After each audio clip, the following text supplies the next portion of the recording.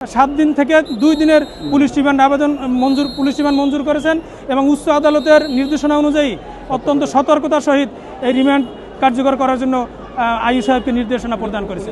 আসামি কামরুল হাসান রিপন যাত্রাবাড়ি থানার একটি হত্যা মামলায় 7 দিনের পুলিশ রিমান্ডের ফরওয়ার্ডিং সহ বিজ্ঞ আদালতে উপস্থাপন করেছেন।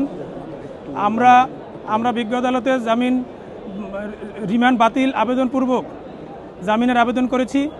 বিজ্ঞ আদালত আমাদের বক্তব্য ধৈর্য সহকারে শুনেছেন এবং রাষ্ট্রপক্ষের বক্তব্য শুনেছেন।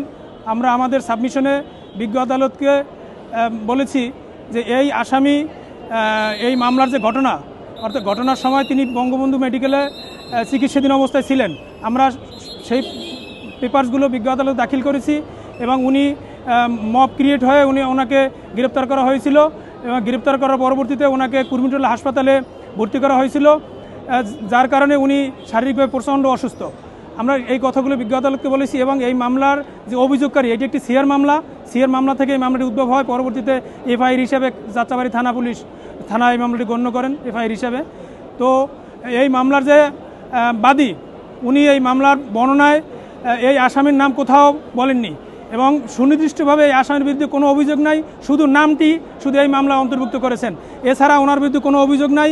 উনি দীর্ঘদিন বাসায় চিকিৎসা নিচ্ছিলেন হাসপাতাল থেকে। পদ্মা সেতু, মেট্রো রেল এবং এলিভেটেড এক্সপ্রেসওয়ে নির্মাণের গর্বিত অংশীদার বসুন্ধরা সিমেন্ট। রিলিজ নেওয়ার পরে উনি বাসায় দীর্ঘদিন চিকিৎসা নিয়েছিলেন, যার কারণে উনি কোনো রাজনৈতিক কর্মকাণ্ডে প্রায় 2 বছর যাবৎ অংশগ্রহণ করার কোনো সুযোগ পাননি। উনি আজকেও প্রচণ্ড অসুস্থ। ওনাকে হাত ধরে বিজ্ঞ আদালতে তোলা হয়েছিল।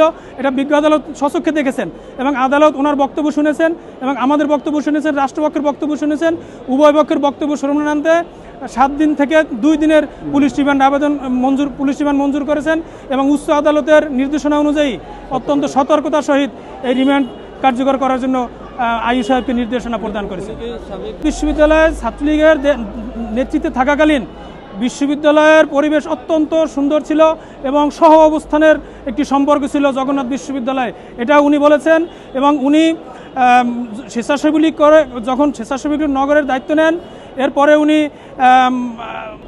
12তম জাতীয় সংসদ নির্বাচনে স্বতন্ত্র প্রার্থী হিসেবে সংসদ নির্বাচনে অংশগ্রহণ করেছেন, যার কারণে উনি দল থেকে অনেক নিগৃহীত হয়েছেন এবং উনি